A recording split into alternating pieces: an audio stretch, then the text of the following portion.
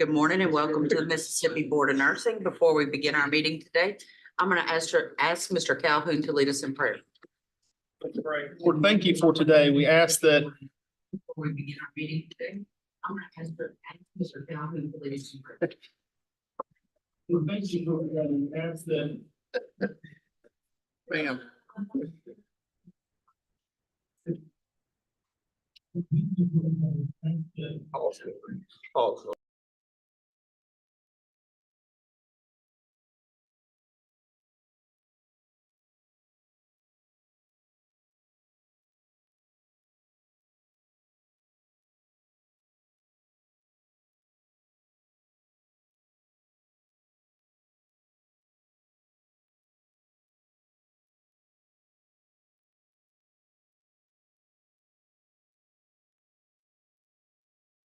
And testing. Is that Lacey? Yeah, she's on Zoom with us. Should be okay. All right, go ahead. Let's pray. Father, thank you for today. We thank you for people that can fix technical difficulties, God. We praise you because you are God over all of this, God, even the things that drive us crazy, God. Lord, we ask that you would be with us in our words and actions today, and that we would honor you in everything we say and do. In your name we pray. Amen. That's your fan. I couldn't hear that. So thank you, Mr. Calhoun. Beautiful prayer. So with that being said, we are gonna declare a quorum. But before we begin, I'm going to start with to my left, board members stating their names. Andrew Calhoun. Alvino Castillo. Carly Walker. Janelle Moody. Jeremy Cummins. Sandra Culpepper. Jenny Clinton. Beverly Oliver. Renee Dotson. LaWanda Baskin. And for those that are joining us by Zoom, if you will announce yourself. Lacey Gentry, thank you. I think you may be muted, Ms. Gentry.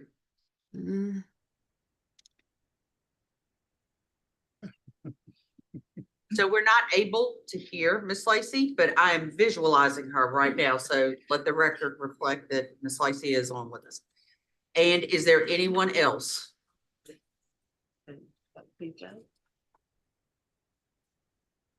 Is that you, PJ?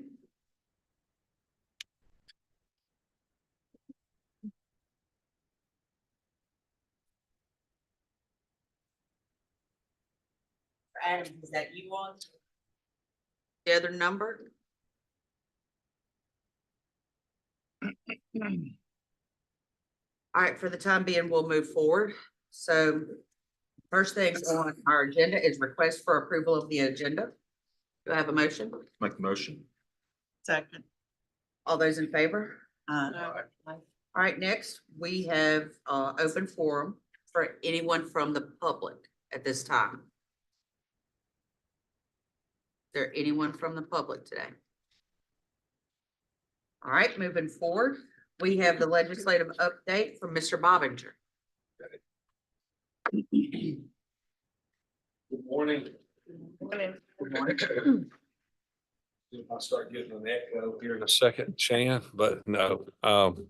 Good to see everybody. I was just talking to Miss Clanton about we're kind of starting to focus in, we got about 3 months roughly till the beginning of the new session. So things will start moving faster, things going on. Before I get into that, Madam President, I wanted to know, do we have a date yet, Shan, maybe for our retreat? Or is that? In January. Yeah, or is that going to be kind of more moved to the spring, or do we know? The reason I ask is I assume we want to do our Capitol Day again, right? Yeah, well, that's okay. We don't have to do it. Before I set something, I was going to try to coordinate with it. If it's the will of the board, I'll go ahead this afternoon or Monday and try to secure us a date for our Capitol Day. And for the new board members, that's just where we have an afternoon, an area blocked out in the rotunda on the first floor. It's a great opportunity to interact with our legislators and have a presence at the Capitol. So I'll move forward with that. I know, Shan, you've been working on our budget stuff. What's our drop dead on that? We submitted a while back, but have you gotten any feedback yet on? Yeah, that's what I'd heard from some other agencies. This office agency had put together its proposed budget, submitted it. The legislators, have met LBO, but we'll have our subcommittee hearings in January. You know, we'll do one in the House, one in the Senate where Dr. Johnson, Shan, and of course, all our board members are welcome to attend. That's where we'll take questions and explain our budgets. And one thing I'm always proud of with this agency, Jeremy, is that they're willing to go into the details of what we're asking for and why we're asking for it. And I've sat through a lot of those over the years. That's not always the case, quite candidly. Sometimes, well, we need, $7 million and we've got some this or that. And then the legislators sitting there going, but where are your details? We don't have that issue, and that's important. And it certainly helped us, I think, on our budget funding. I was talking to Ms. Clanton earlier. We may have a meeting here a little later to talk about any possible issues that the staff or the board may want to see in this upcoming legislative session. Obviously, we know probably full practice authority will be back on the table for our APRNs. I'm assuming those associations will be pushing a bill to provide full practice authority.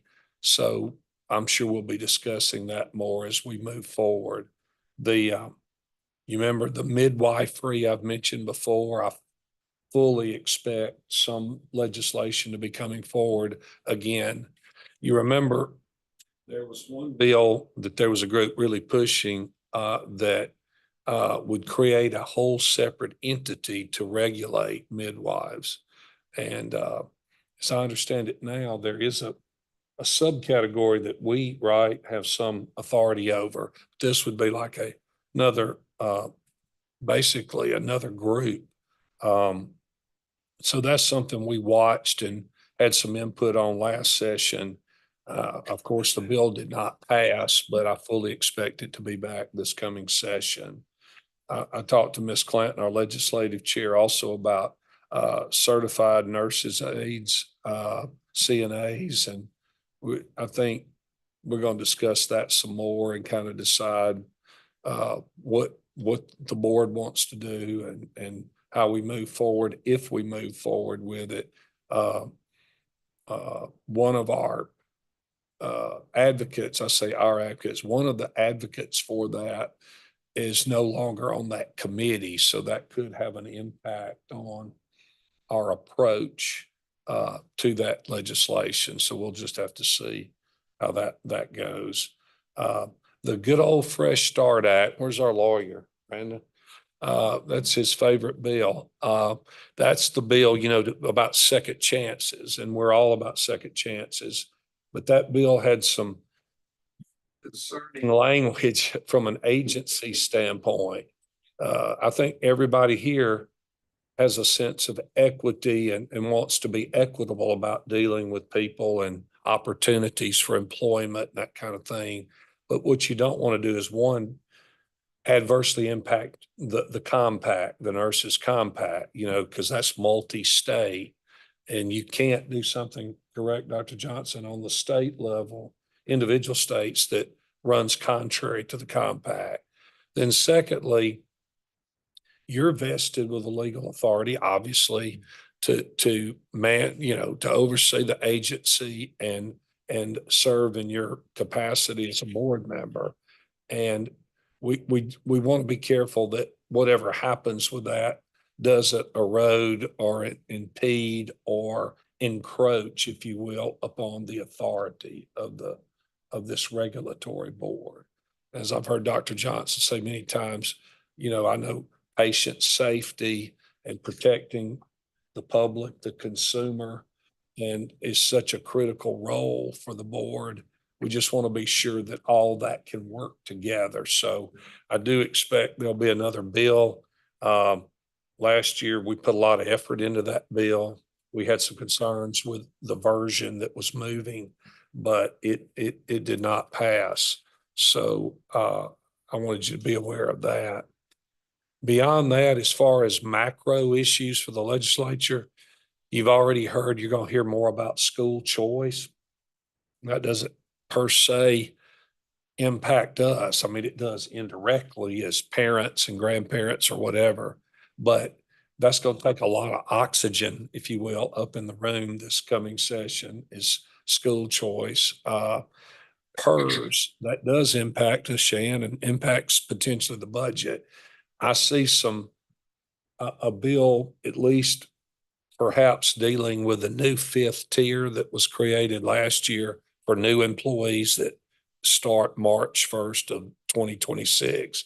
I am hearing, I've met with some legislators. I do think there's going to be an attempt to maybe tweak or make some changes.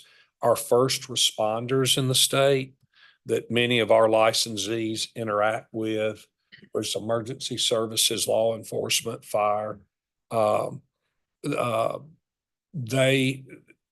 is an effort there by a lot of those folks. They would like to see almost like a separate tier or a separate retirement system. It would still be under PERS, but it would be a separate tier. Now, to be honest, given the financial issues regarding the overall PERS program, I don't know how much traction that will get, but some of these first responders, and I understand it, are very committed to trying to make some changes. So that's something you may hear about as well. But I do expect there may be some related PERS legislative activity. But other than that, I'm open for questions. If anybody's got a question, I'll be glad to take it. Mr. Bobinger, I wanted to let you know of something that we were discussing. This Okay. was potentially doing with legislators twice a year. And perhaps Ms. Montgomery's going to start doing some research on it so that all board members and the staff can interact with legislators. Sure. Starting in December. So maybe doing a luncheon or a reception. Sure. In December, and then perhaps in the spring when we do our retreat, do the same thing. Yeah, so that sure. we can kind of see them before session. Yeah, and then afterwards, and the retreat would be a good time too, I think, to work into that. So And so if you have any ideas, if you will. I'll speak with Shan if you'd like, and we'll follow up, try to put something together on So that. Dr. Johnson and I'll be following up on that. That's good. And Dr. Johnson, I'll speak with you as well. Yeah, I like that idea. I think it's good. That's another thing I like about the Capitol Day, even though a reception or a lunch gives you a little bit more one-on-one time probably, or uninterrupted, I should say, because at the Capitol, it's kind of busy. But it's one of the things I like about the Capitol Day is to give you guys an opportunity to interact directly with legislators. So be glad to work on that. Thank you, Mr. Bobinger. Did anyone have any questions for Mr. Bobinger? Thank you. sir. Thank you, Madam President. Thank you. And just before we move forward as well, Mr. Adams is on with us in Zoom. And so just make note that he is available with us. So thank you, Mr. Bobinger. Next on the agenda, we have the Office of Nursing Workforce Report.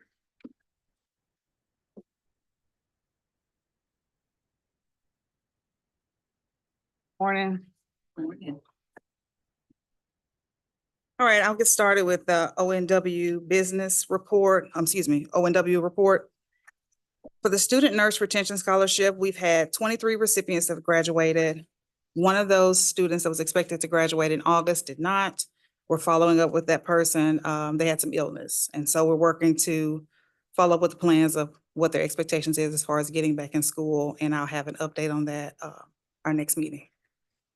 10 recipients have completed the work service agreement. One recipient is scheduled to complete that work service agreement in December of this year. And I went ahead and just put that graph in there showing the total number of recipients and when they graduated. For the ONW Nursing Scholarship, We have accountability forms in our scholarship recipient survey that are going to be due back on December the 2nd, and that information is sent to the school in an attempt to get follow-up for the students that received the funding for last fiscal year. And I put a graph here just showing what schools participated in the scholarship program and what programs. Up next is going to be the Nursing Success, our NCLEX scholarship program. We have a selection scheduled to take place on November the 14th. So far for this round, we've received 29 RN applications with 15 PN applications. Our August selection, we fulfilled 25 PN vouchers and 6 RN vouchers. Of those 25 LPN vouchers, we have a 72% pass rate.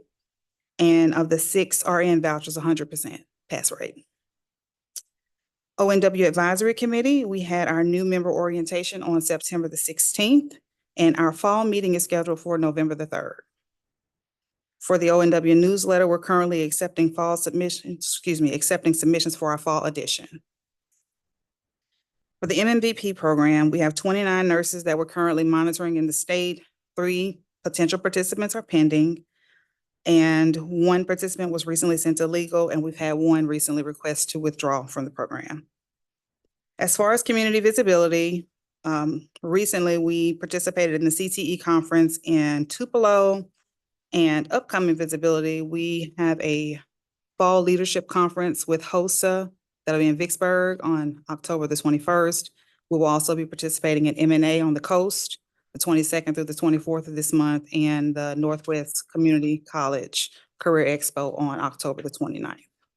And that concludes the report this morning. Does anyone have any questions about the ONW report? Thank you. That was a great report. Thank you. All right, next we have the practical nursing education report. Dr. Burks. Good morning. Good morning. First, I have 2 proposal requests. One proposal request is from Northwest Mississippi Community College. Their practical nursing program, they're seeking to increase their enrollment for their evening weekend program at the DeSoto campus. The request is for Northwest Mississippi Community College. They're seeking approval to increase student enrollment in its evening and weekend practical nursing program at the Ranger Center, and that's on the DeSoto campus, beginning fall 2026. This proposed enrollment change will increase their enrollment capacity from 15 students to 30 for the evening and weekend cohort. Northwest currently has adequate full-time and adjunct faculty in place to support the increased student population while maintaining compliance with the faculty to student ratios. Their rationale for the request: there has been a consistent and growing demand for enrollment at Northwest Practical Nursing Program.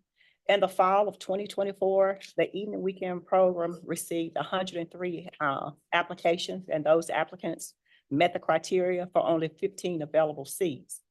And also for the fall of 25, their day program, there was 255 qualified applicants competing for 120 seats. And these figures reflect a sustained interest in practical nursing education and an opportunity to expand access to training pathways that accommodate non-traditional schedules. My recommendation is Northwest Mississippi Community College request to increase the evening and fall practical nursing program at the DeSoto campus to 30 students starting fall be approved, contingent upon approved compliance with the Mississippi Practical Nursing Standards and Criteria and the Community College Board curriculum and program requirements. Let me go to the next. We'll go ahead and do that one first. So does anyone want to make a motion to accept that? I'll make the motion we accept. Do I have a second? Second. Any discussion or questions for Dr. Burks? Okay, all those in favor, say aye. Aye. That motion moves forward. Go ahead, Dr. Burks. Northeast Mississippi Community College, they're requesting a night weekend option starting the spring of 2026. Northeast Mississippi Community College currently offers only a day program and is at maximum capacity with 36 students and requests to offer a night weekend option. The program is accepting applicants for the spring of 2026 cohort, and they've already received 80 qualified applicants, and the deadline is December the 1st of 2025. The high number of qualified applicants indicate again a strong interest in the practical nursing education. Offering a night weekend program would allow Northeast to accommodate more students eager to enter the healthcare workforce. And on September the 30th, 2025, they had a PN advisory committee and they discussed the proposal with their clinical partners. They received letters of support from the Director of Nursing at the Landmark in Boonville, and also Dr. Christian Long, the Chief Nursing Executive at North Mississippi Medical Center.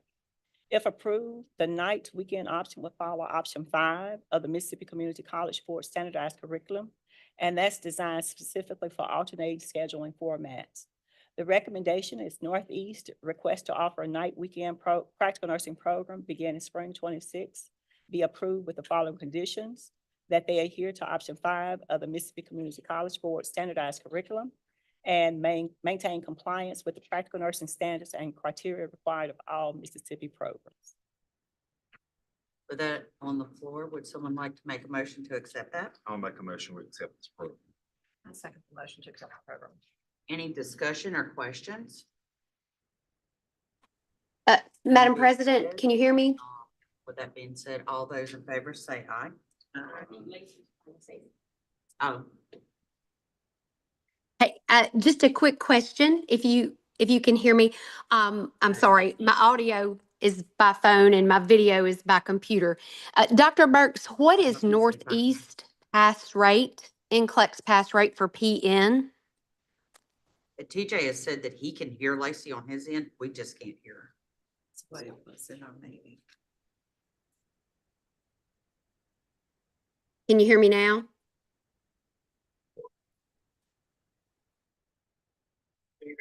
So did you have a question, Lacey? I've got you on speakerphone. Thank you. I'm sorry. I'm having some audio difficulty. I'm trying on my phone with audio and on my computer for video. I just wanted to ask Dr. Burks, what is Northeast Community College NCLEX PN pass rate at present? At present, it's 92.6%. Okay. All right. Thank you. I appreciate that. Any other questions? So with that being said, that will move forward. And the remainder of my report, I'll share with you all some information regarding the military personnel applying for the NCLEX. And this is the result of House Bill 1262. That bill went into effect July 1st of 2025. It encompasses the active duty military medical personnel of the United States Army Combat Medic Specialists, United States Navy Hospital Corpsmen, and United States Air Force Aerospace Medical Service Specialists. The criteria is on the Mississippi Board of Nursing website under practice and licensure. We've had 7 applicants to date, and 2 individuals have almost completed the entire process. And hopefully by the end of the year, they'll be ready to test. With the annual report, the practical nursing programs are participating in NCSBN annual report. That deadline was September the 30th, 2025, and everyone submitted their information. The practical nursing annual report is due October the 15th, and the final reports will be complete and ready for distribution spring 2026. We do have some upcoming program site visits. Jones College is scheduled for October the 21st and 22nd. Hines Community College, October the 29th and 30th. Pearl River is November the 6th and 7th. Holmes is November the 12th and 13th. And Blue Cliff, they are seeking full accreditation. They have graduated their first cohort. They have enrolled their second cohort, and their site visit will take place in the latter part of November or early December. In regards to the NCLEX, the NCSBN PN NCLEX test plan, that is scheduled to change April 2026. The practical nursing curriculum is a standardized curriculum, and it was cross-matched to all of the activity statements. And it was distributed to the deans and chairs prior to their September 2025 PN council meeting. The areas of discussion from the activity statements was hemodialysis, peritoneal dialysis, and ventilators. While the licensed practical nurses in the state, they can become certified in hemodialysis, peritoneal dialysis. That was one of the activity statements that ranks high with the activity plan. and also ventilators. It's their role and responsibility. So the conversation was, practical nursing student, do they have the ability in their clinical experience to have dialysis experience and ventilators? They do have the opportunity to have experience in clinical with hemodialysis and peritoneal dialysis. However, they're limited in going into the facilities. So any clinical experience they have with simulators, with ventilators, is done in a simulated environment. Upcoming, we have the Mississippi LPN Convention. They have set their dates. That will be April the 8th and 9th, 2026. It's gonna be at the Pearl River Resort, Silver Star Hotel and Casino, and their theme will be Boots on the Ground, Action in Nursing. In terms of PN community engagement, attended the Community College Board CTE Conference, NCSBN Annual Meeting, the NATI Live Seminar on Pharmaceutical Homicide, participated in Mississippi Gulf Coast Virtual Snow Meeting, Hines Snow Meeting, the NCLEX Virtual Conference, participated in Senior River Healthcare Academy Graduation, Deans and Directors Virtual Meeting, and also the Mississippi Organization Leaders Annual Meeting that was held in September. That is the end of my report. Do I have any questions for Dr. Burke? I'd like to ask a question, Madam President. Just one moment. Did anyone have a question?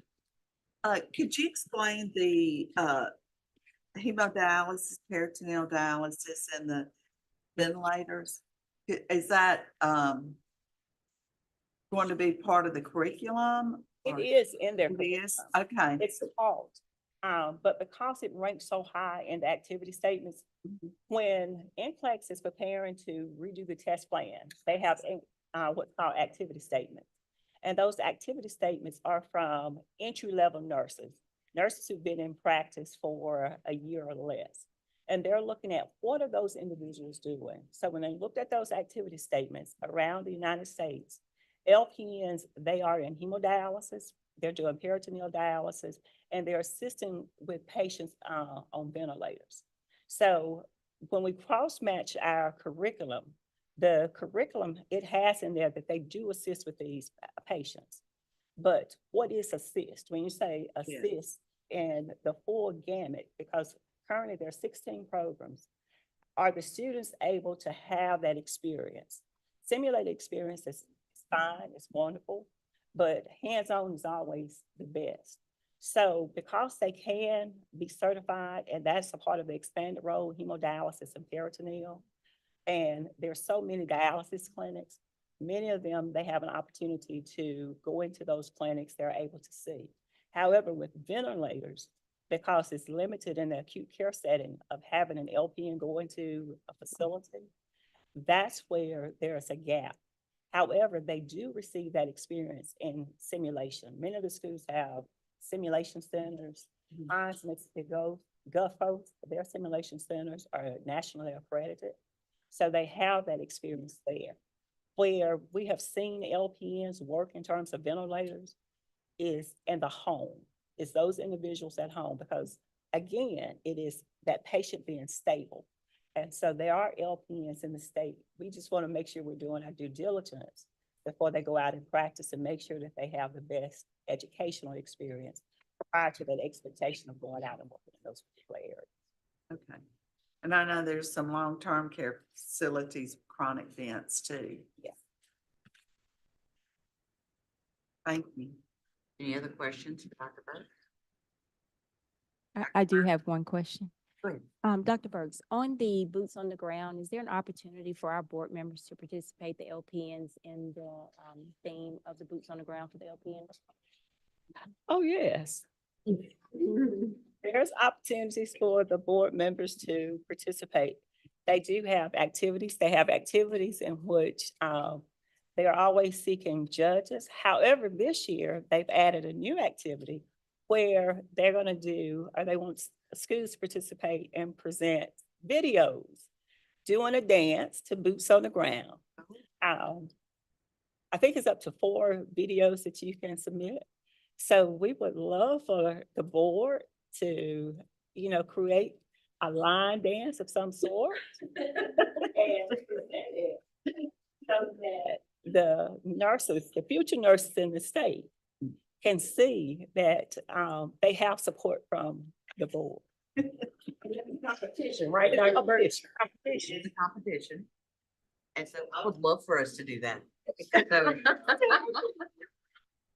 When we talk about transparency, we talk about wanting to bridge the gap. I think this is an opportunity to show them we're still human at the end of the day too. So, yeah, so anyone that would like to assist with that, I'm gonna encourage our board members to join in. We gotta practice. I'm there to be right there. Can I make a motion that Jeremy Cummins, lead this? Jeremy Do I have a goes to decline that motion. So with that being said, Dr. Burks, I just want to say, and I'm sure that everyone on this board feels the same way. We always enjoy your reports. They're always thorough and robust, so I greatly appreciate your report. With that being said, next we're going to move on to the executive director's report. Dr. Johnson? Good morning, Madam President, members of the board and guests. And for our members that are attending virtually, good to see you, Dr. Gentry, and I know TJ is on there listening. So good to have you all here today. Now, they gave me this thing here to operate, so this is gonna be interesting. Because I don't know which one I'm supposed to be pushing to go forward. That's a light. I have to say, is it on the side? Going about to use the remote at home. Oh, there we go.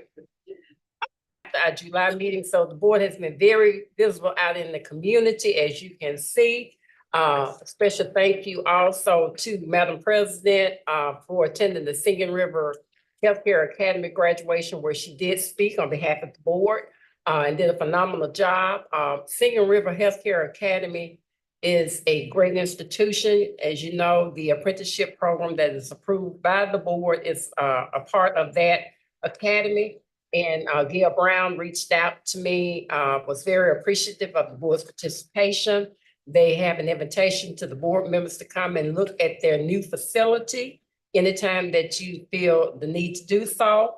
It is an outstanding facility. I have not been, but she definitely is welcoming each board member. If you have the opportunity, come down. They would like to tour the facility with you.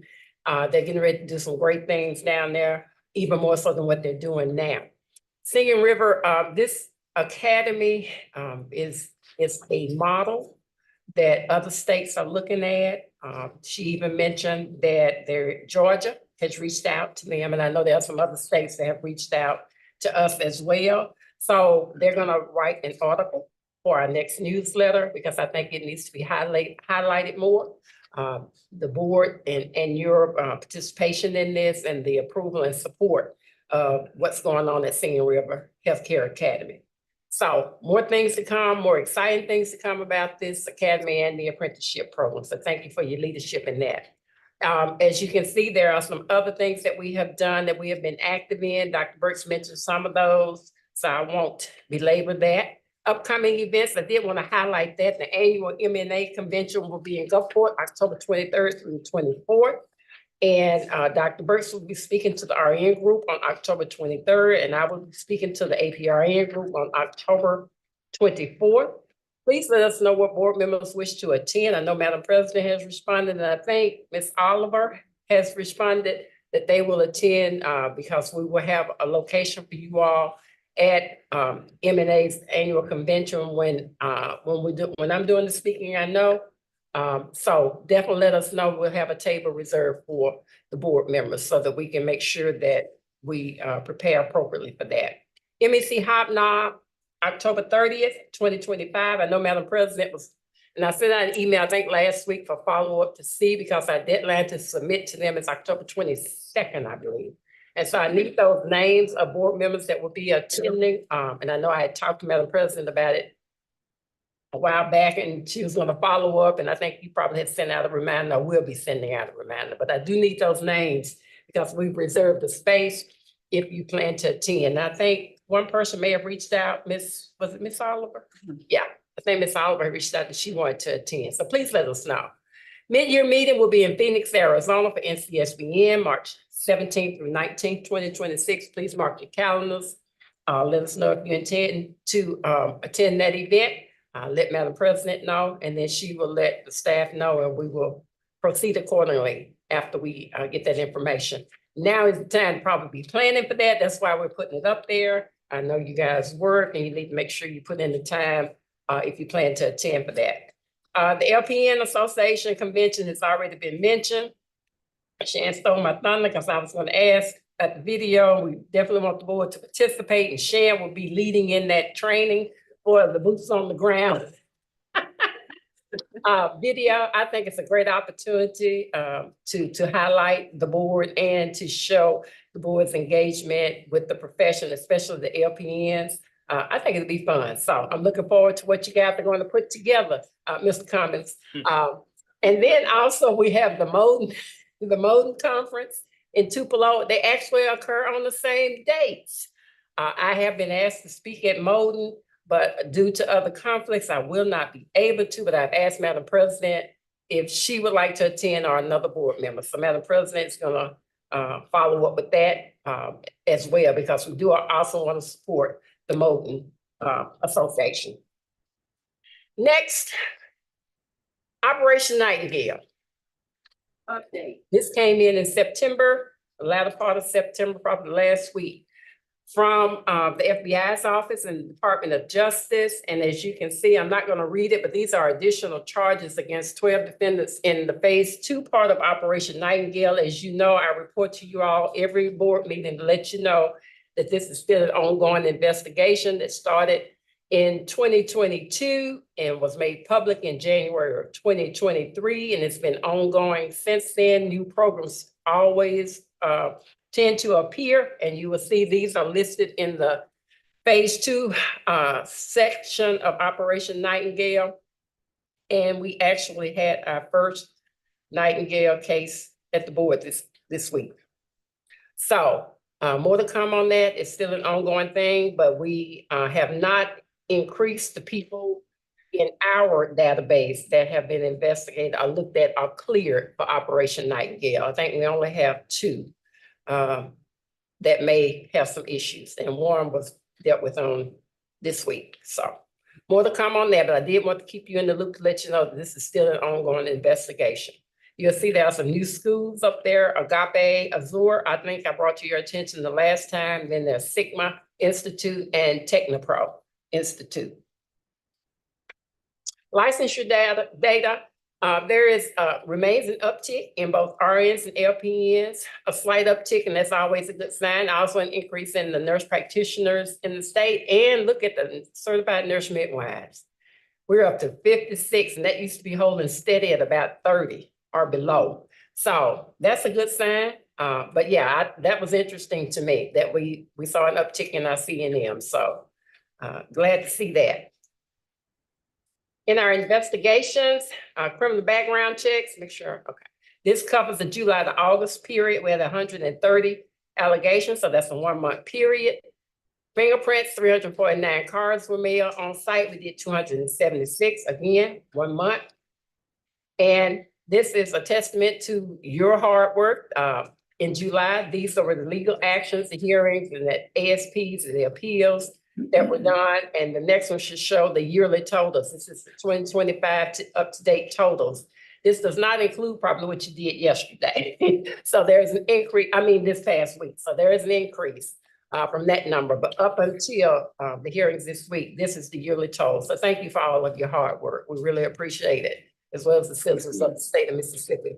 In compliance monitor licensees, board order 118, our compliance division stays busy, and MMVP 29 and 3 are pending.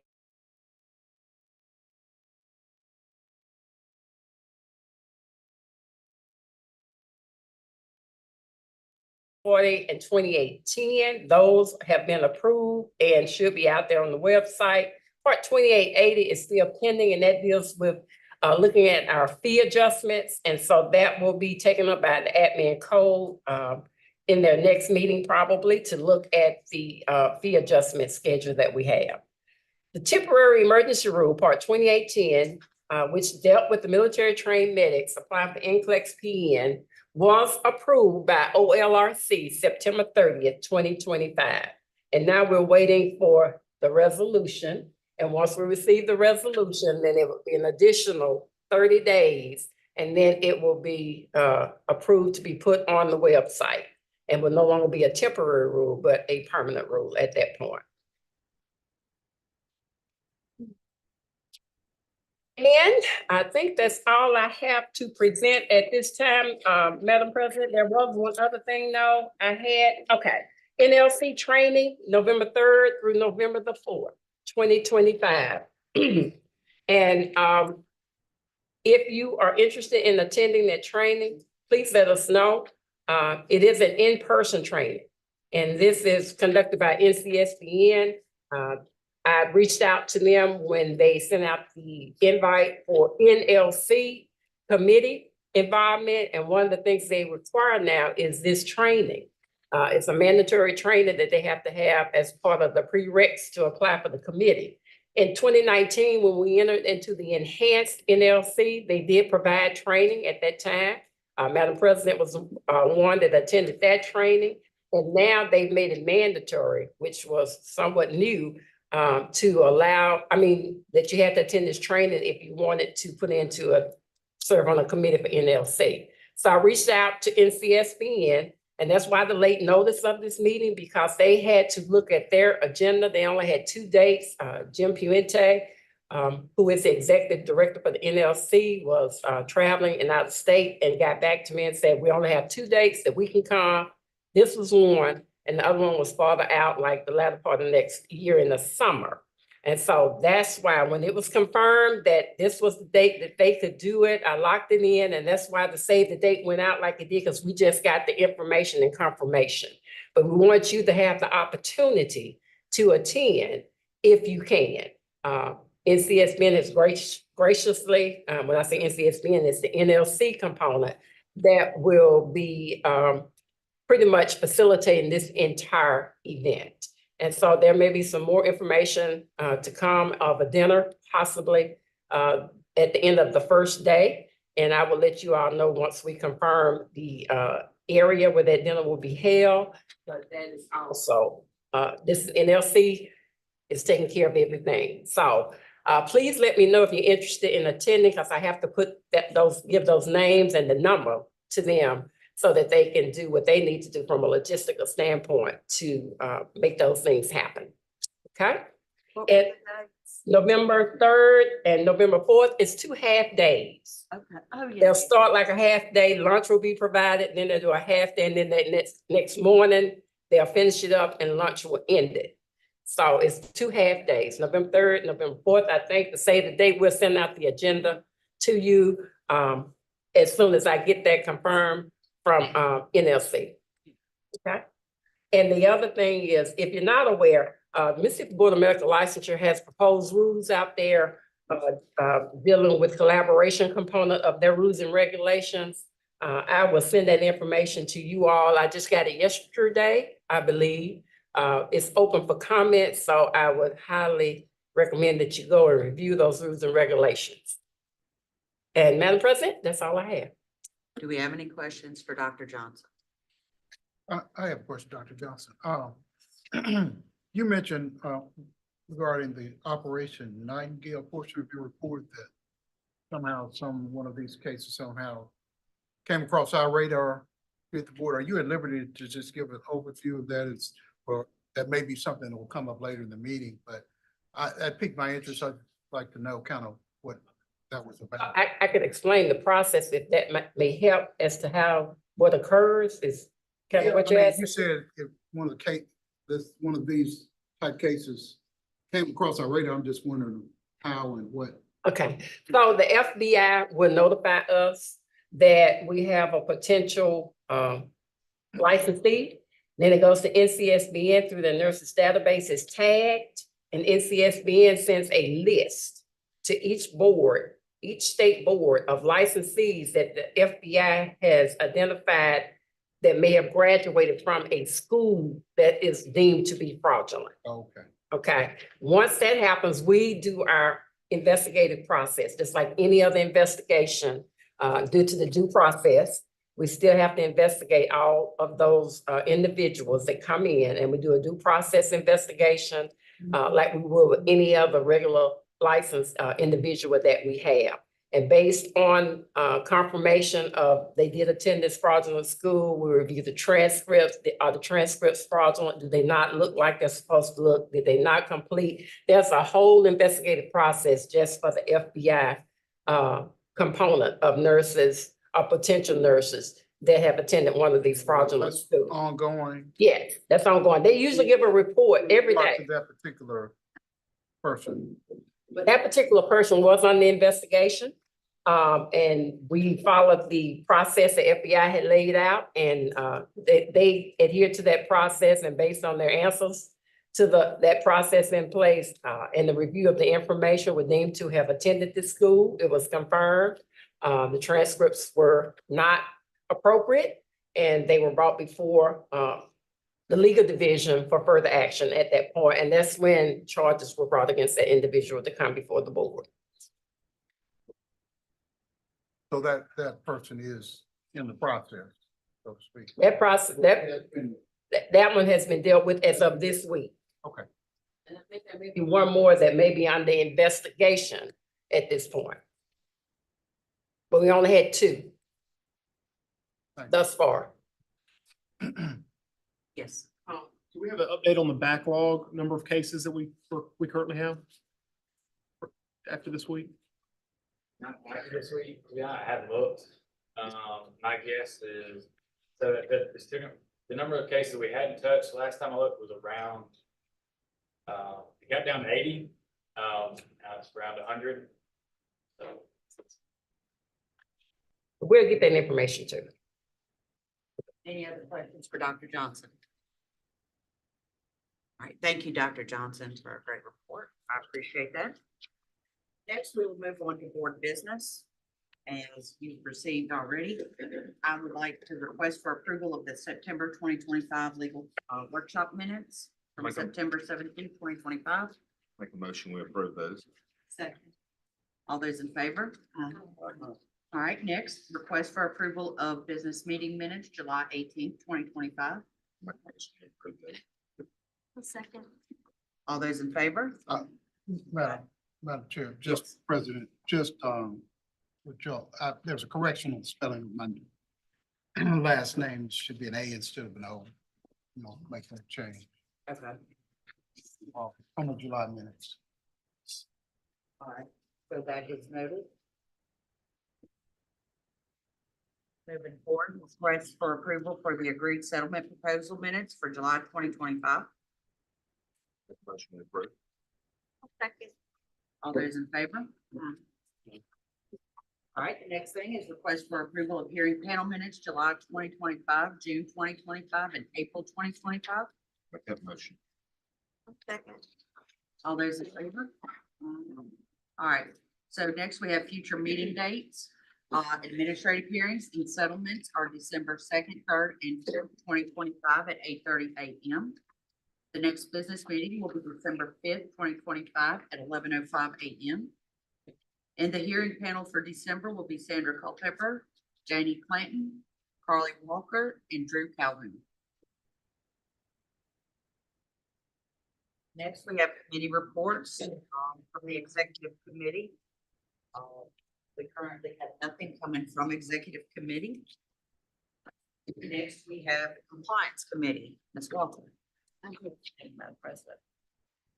I move that the board adopt the compliance committee recommendation. We accept the addendum extending Ashley Glasgow, license number 876398, probation for 24 months with an automatic revocation for non-compliance with the April 2024 final order. And number 2, we accept the addendum extending Patricia Polygrass, license number 879967, extending her probation 24 months with an automatic revocation for non-compliance with the August 24th, 2024 final order. And then thirdly, we accept the 180-day extension to complete restoration of the nursing course for license number R911106, which is Melissa Rawson. We also approve a new social worker, like Shira Stubbs, LCSW, as a new board approved assessor. And that's what I have, Madam President. So that motion is on the floor. Do I have a second? A second. Any discussion? All those in favor? All right, is there anything else, Ms. Walker? No, that's it. Madam President. All right, thank you. Next, we have the Advanced Practice Committee, Ms. Oliver.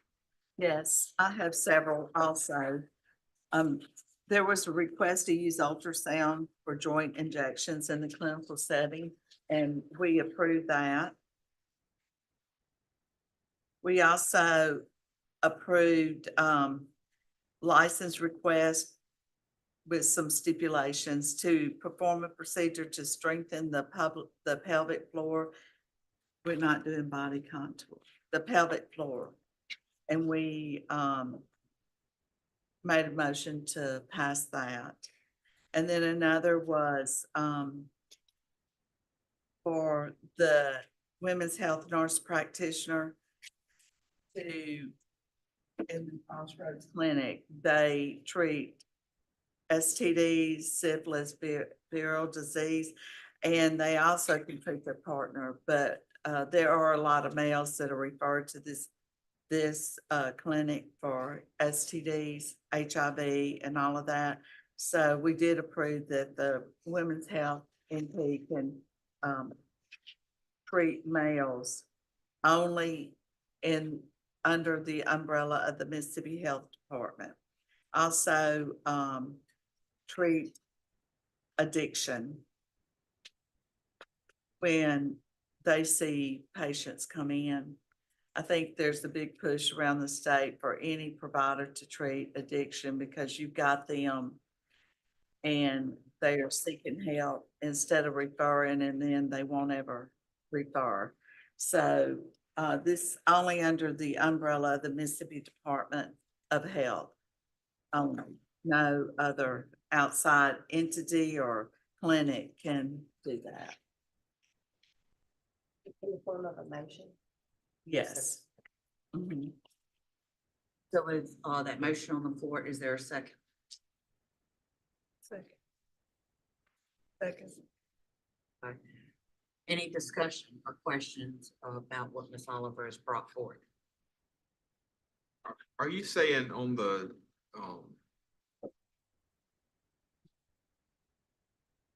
venereal disease health, that's allowing the nurse practitioners within the health departments Correct. to take care of that, correct?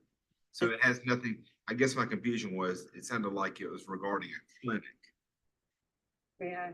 Yes, yes, I'm just confused. The language there is that it's a public health ask, and we do have a carve out for that, but it is allowing the women's health nurse practitioners who practice in health departments under the auspices of Mississippi State Department of Health to be able to treat male patients who are not connected to a female patient that's already in that clinic.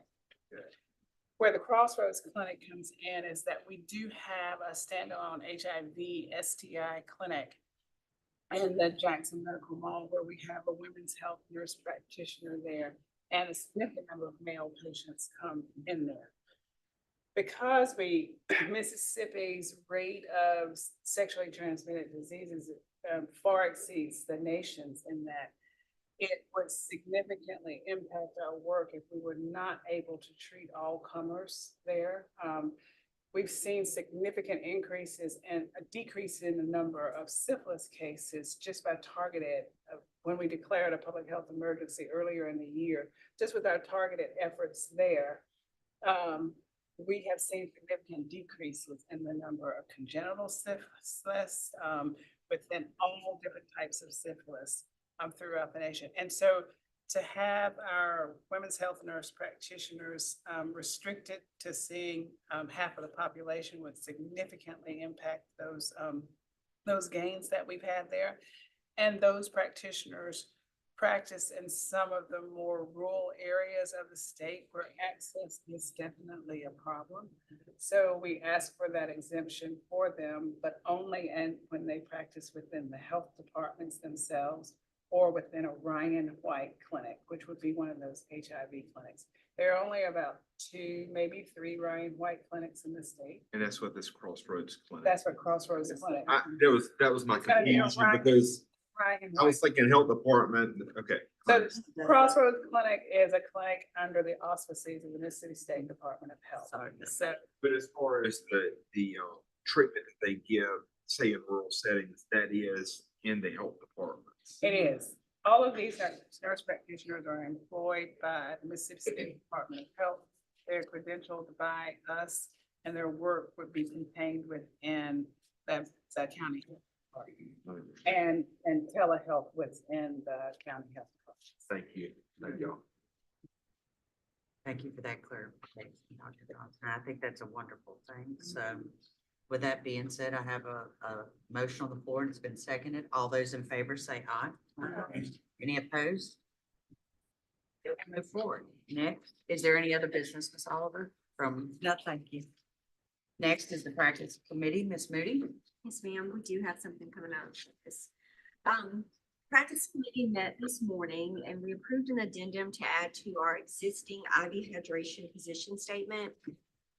This addendum will just further delineate the role of the advanced practice registered nurse in IV hydration. A copy of this should be in your packets, but I'll just briefly go through. So the first section speaks to population alignment, where the client population must fall within the defined scope of the APRN certification in clinical practice. The next section is the standards of care. APRNs with diagnostic and prescriptive authority are responsible for adhering to current clinical standards and evidence-based practice.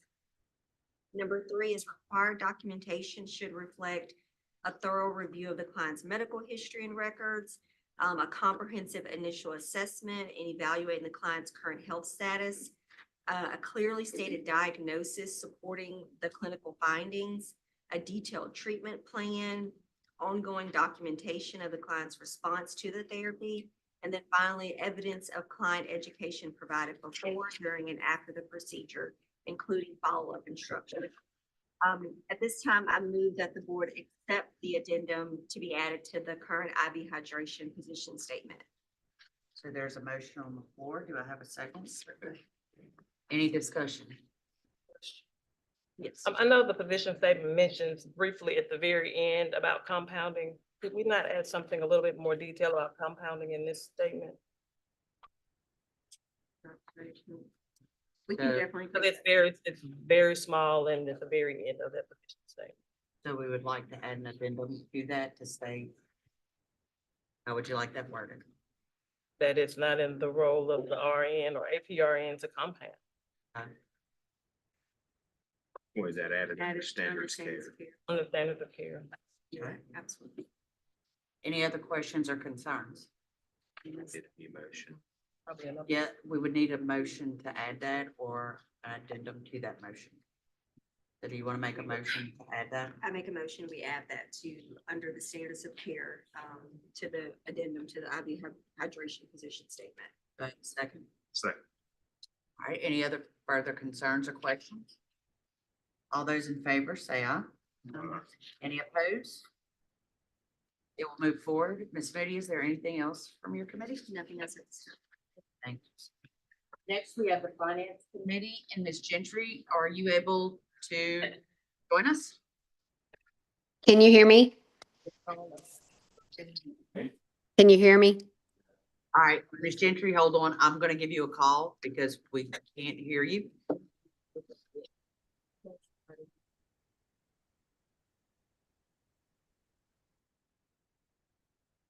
Administrative code.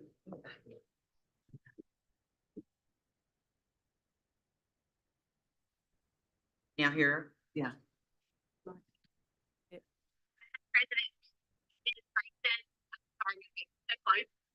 Mr. Cummins is offered to give the Treasurer Finance Committee Chair's report.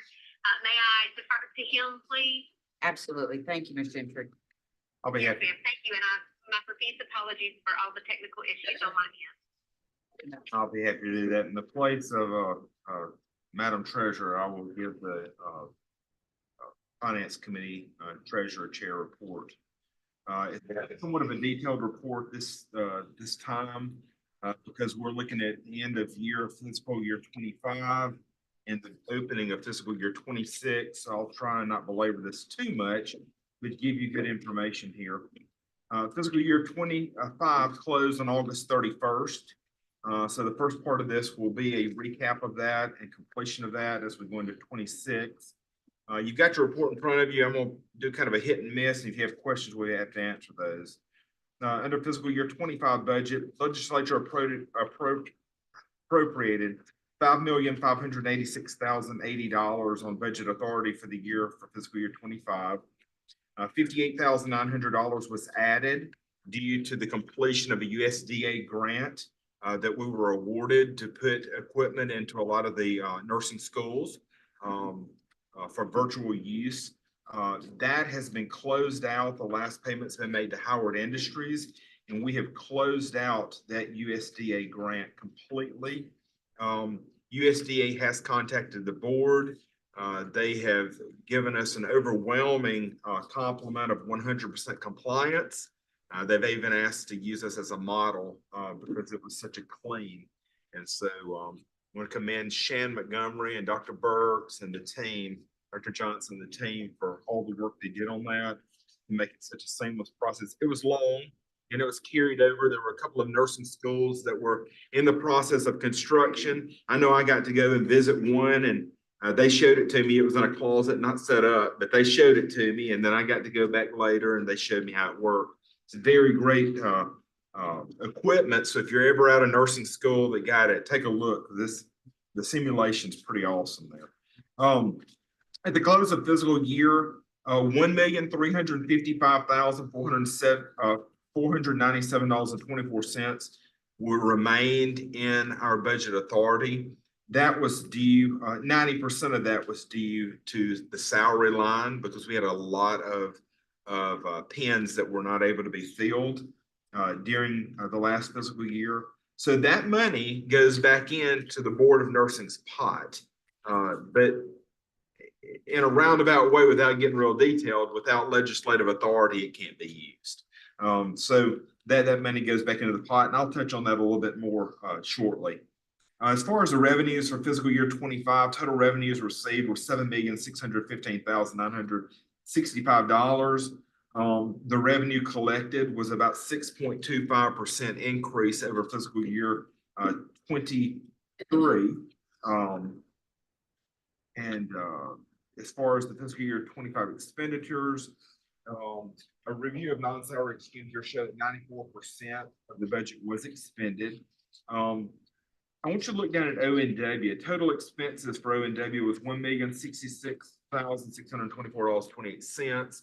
That includes our scholarships and the salaries that were paid out of that. So that was their expenditures. A total of $860,000 worth of grants were issued from ONW. So we completed all of that. As far as the cash balance, estimated cash balance at the end of the fiscal year was $9,699,816.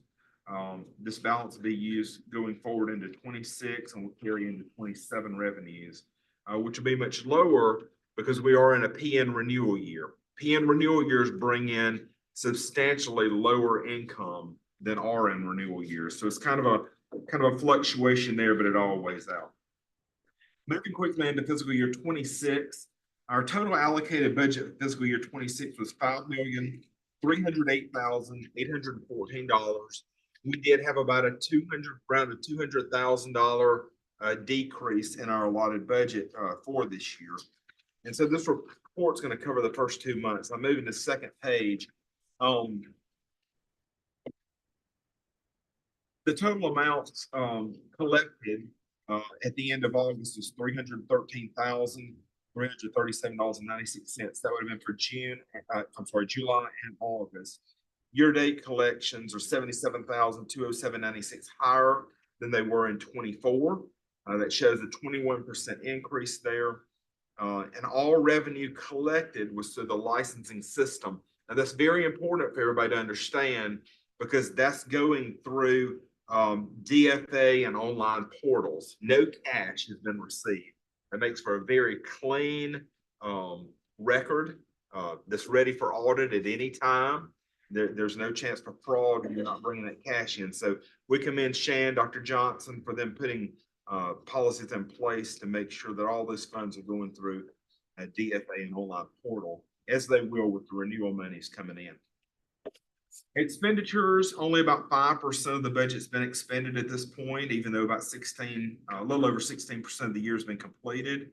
Toward the middle, you'll see at the end of August, a total of $624,074.68 have been expended.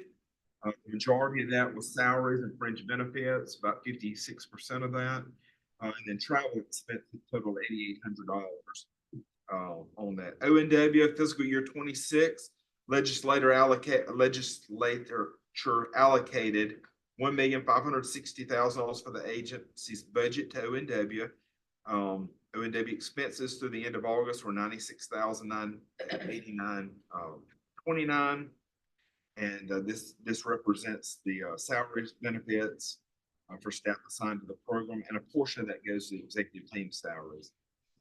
And lastly, at the end of August, our cash balance for the agency was $9,400,497.90. Now you see that number, and the board needs to get their eyes open to that number and see that we've got about a $3.8 million excess over budget. Monies available that could be expended through the legislature should we get special projects approved. And so normally we ask for any special project the board would like to do to be submitted. The earlier the better. The deadline would be July of 26, but there are monies here that can be sent before the legislature for approval for use. So just know that, you know, if we don't use them for the betterment of our nurses and the betterment of our programs, you know, we are at risk for sweeps and so on and so forth. So that concludes, Madam President, my Madam Treasurer's report. So with that being clear, do I have a motion to accept that finance report? Do I have a second? Second. All those in favor say aye. I'm sorry. A couple of questions. First, on the 1.3 million, 1,355 left at the close of the fiscal year, in the budget authority. So that money doesn't get, doesn't lapse to the general fund. We get to carry it over. We do carry that up. But it Do can only, we have to use some sort of special justification? that's correct. So to access that monies, we have to put in a proposal that goes to the legislators for approval. So Be appropriated. it has to, thank you. I'm sorry. It has to be appropriated, so that money goes back to the board's benefit, but you can't spend it unless it's in your appropriation bill. And does it still have to be earmarked for salaries? No. It does not. There's a portion, whatever they designate does, but the majority of it does not have to be.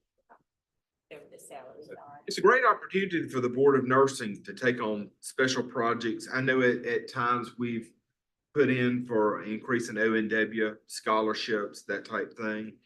And that's good money spent, but there's probably lots more things that we could do for the board. And my other question was on the revenue from FY 25 collected was 476, 558 more than 23. What was the biggest part of that source of that increase? Licensure renewal. Okay. It's just a uptick in the licensure state. Are you seeing an increase due to the compact? You know, I don't know really what is the report that we got this morning, really RNs, LPNs, there's an uptick. I know you even said your nurse midwives, there's an uptick there. I'm not sure about your APRNs and I didn't hear a report on that, but. Yeah, that's a slight uptick in the number of APRNs as well. So really all areas we're seeing an uptick in the licensure. It's great. We're doing a much better job of keeping those that we train. I like that. I like that. You know, I think that's a message that needs to get out there. You know, everybody, what was a year or two ago, everybody was talking about nurse shortage, nurse shortage, nurse shortage. And where we're not really out of that window, what we're seeing is instead of a decline, at least we're getting a steady, small uptick. And that's something, Trey, that, you know, really needs to go to the legislative body that, hey, what we're doing and the money you're putting in, we're showing a benefit to that. And if I may, I think just because of what you said, some of these scholarships, grants, and some of the programs are paying dividends, if you will. So They are, and I hope maybe that's a message that we can carry this session, that, you know, your investment is making a difference. And so hopefully that will encourage them with other projects we have, you know, fund us, because we're going to show you it's going to work. So anyway, we've also thought outside the box. You know, I think about Dr. Burks and some of the things she's brought before us. You know, this unit they got down at Singing Rivers, that's something, you know, the state used to have Mattie Hershey Hospital and some of these state hospitals that did in-facility training. It was a good model, but it went away. And really, you don't want to compare, but you do want to compare, because that's what we're bringing back is hands-on training for nurses. And that's making a difference. The sad thing is we're only catching 10 or 15, a very small amount. And I think it could really be big. But there again, that might be a place for us to. Anyway. Any other questions or discussion? All those in favor say aye. Any opposed? All right, next is the Office of Nursing Workforce. Usually that is Ms. Gentry, but I am aware that there is nothing coming out of ONW other than just a reminder they will have a meeting on November 3rd. So with that being said, next we're going to move to the Legislative Committee. Ms. Clanton. Madam President, we have nothing to bring forward at this time. Thank you. And I know that Ms. Clanton is getting ready to ramp up as we're about to go into that session. Okay, so the next thing before I make a motion to adjourn, I just want to make the board members aware. I know that we usually submit our travel and reimbursement to Ms. Whitty, usually the week after we travel, but I just want everyone to be aware that Ms. Whitty will be out of office next week. And she's okay with me letting you know she lost a sibling and will be in travel for that. So please keep her in your thoughts and prayers. With that being said, that has been all the business for the day. So do I have a motion to adjourn? Madam President, Do I have a second? do we still send it to her?